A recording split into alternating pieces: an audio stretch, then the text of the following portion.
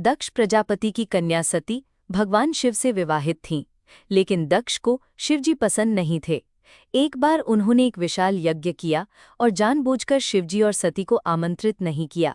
सती अपमान सहन ना कर सकी और यज्ञ अग्नि में कूद गईं।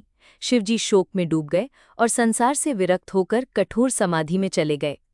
सती ने पुनर्जन्म लिया पर्वतराज हिमवान और मैना देवी के घर। वो पार्वती कहलाईं। बचपन से ही उनके मन में भगवान शिव के प्रति भक्ति और प्रेम उमड़ता रहा। वे बचपन में ही संकल्प ले चुकी थीं, मैं शिवजी को ही अपना पति बनाऊंगी। यौवन में प्रवेश करते ही पार्वती ने कठोर तपस्या शुरू कर दी। कई वर्ष तक केवल फल और कंदमूल पर जीवन बिताया। फिर उन्होंने पत्ते तक त्याग दिए और केवल वायु पर ही जीने लगीं। उनकी तपस्या इतनी कठोर थी कि देवलोक तक में हलचल मच गई। देवताओं ने सोचा, अब शिवजी का हृदय अवश्य पिघलेगा। उधर राक्षस ताड़कासुर को वरदान मिला था कि उसका वध केवल शिवपुत्र ही करेगा। इसीलिए देवताओं को शिवजी का विवाह आवश्यक था। उन्होंने कामदेव को शिवजी की समाधि भंग करने भेजा।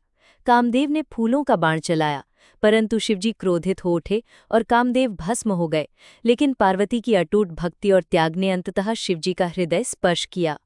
भगवान शिव हिमालय के महल पहुंचे और हिमवान से बोले, हे पर्वतराज, आपकी पुत्री पार्वती ने अपने तप और भक्ति से मुझे प्रसन्न किया है। मैं उन्हें अपनी पत्नी रूप में स्वीकार करना चाहता हूँ। हिमवान और मैना देवी ये सुनकर आनंद से भर गए और विवाह का निश्चय कर लिया। विवाह का दिन आया। शिवजी कैलाश से अपनी बारात लेकर निकले, परंतु ये बारात अद्भुत थी। कोई सज धज कर नहीं आया था। बारातियों में भूत प्रेत पिशाच योगी गण और नाग थे। ढोल डमरू और शंख बज रहे थे।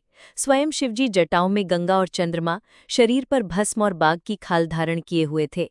ये देखकर माता मैना देवी भयभीत हो गईं कि कैसी विचित्र बारात है ये। लेकिन नारद मुनि ने उन्हें समझाया, माता ये रूप भले विचित्र हो, पर यही सृष्टि के पालनहार महादेव हैं।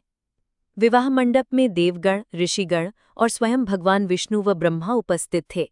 वैदिक मंत्रों की ध्वनि के बीच भगवान शिव और माता पार्वती का विवाह संपन्न हुआ। स्वर्ग से पुष्प वृष्टि होने लगी। पृथ्वी पर मंगल ध्वनियां गूंज उठीं।